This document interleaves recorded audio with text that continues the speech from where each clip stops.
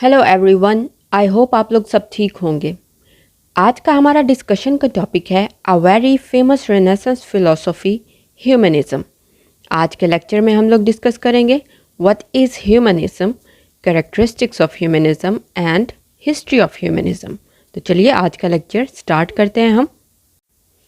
अगर हम हिस्ट्री पर नज़र दौड़ाएं तो हमें बहुत से ऐसे लोग मिलेंगे जो मज़हब पर यकीन नहीं रखते थे। उनका मानना था कि हमारे पास एक ही ज़िंदगी है जो हमें रीज़न और एविडेंस की बेसिस पर गुजारनी है। उनका मानना था कि यूनिवर्स एक नेचुरल प्रोसेस के थ्रू वर्क करती है। इसके अंदर कुछ भी सुपर नेचुरल नहीं है, रिलीजन कुछ नहीं है, गॉड्स कुछ नहीं है, सिर्फ ज़िंदगी ही है सब कुछ।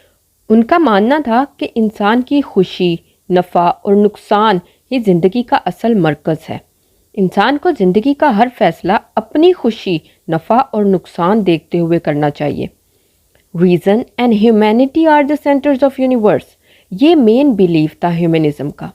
इन सब बिलीव्स और वैल्यूज़ के कम्बिनेशन को हम ह्यूमनिज्म कहते हैं। और जो लोग इन बिलीव्स पर, इन वैल्यूज़ पर यकीन रखते हैं, उन्हें हम कहते हैं ह्यूमनिस्ट।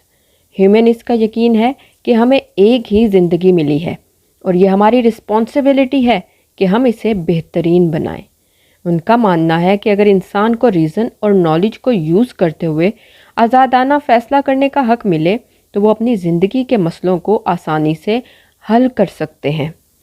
अगर हम ह्यूमनिज़म की सिंपल डेफिनेशन को देखें तो humanism is a democratic and ethical life stance which affirms that human beings have the right and responsibility to give meaning and shape to their lives. It stands for the building of a more human society through an ethic based on human and other natural values in the spirit of reason and free inquiry through human capabilities. It is not theistic and it does not accept supernatural views of reality. तो ये एक democratic and ethical life stance है जिसका main center है that human beings have the right and responsibility to give meaning and shape to their lives. कि हर इंसान के पास उसके पास एक राइट होता है कि वो अपनी लाइफ को एक मीनिंग दे। ये उसकी रिस्पॉन्सिबिलिटी है कि वो अपनी लाइफ को एक शेप दे, एक मीनिंग दे। ज़िंदगी में जो ऑलरेडी वैल्यूज़ मौजूद हैं उनको नज़रअंदाज करते हुए अपनी ज़िंदगी को एक नया मीनिंग दे, एक नई शेप दे। ये है ह्यूमनिज़म का main centre, main definition. Humanism word drive हुआ है लैटिन कॉन्सेप्ट ह्यूमैनिटीज से, जिसको फर्स्ट टाइम यूज़ किया सिज़ेरो ने। सो ओवरऑल हम कहते हैं कि ह्यूमनिज़म एक फ़िलॉसफी है जो स्ट्रेस करती है ह्यूमन इम्पोर्टेंस पे। मतलब ये है कि इंसान की दुनिया में आने से पहले ही ज़िंदगी का मकसद तयशुदा नहीं था, बल्कि इंसान अपनी ज़िंदगी को खुद एक मकसद देता है, खुद एक मीनिंग देता है। सो हम ये कहेंगे कि ये फ़िलॉसफी ज़िंदगी में एक लाइट की तरह है जो इंसान को अपनी इम्पोर्टेंस के बारे में बताते हैं, अपनी ज़िंदगी के मीनिंग के बारे में बताते हैं। तो ओवरऑल हम यही कहेंगे कि humanism is a philosophy of those in love with life. जो अपनी ज़िंदगी से प्यार करते हैं, ये उनकी फ़िलॉसफी है। ज़िंदगी में पहले से कुछ तयशुदा नहीं है, सब कुछ हमारे साथ है। वक्त के साथ साथ हर चीज़ न्यू है।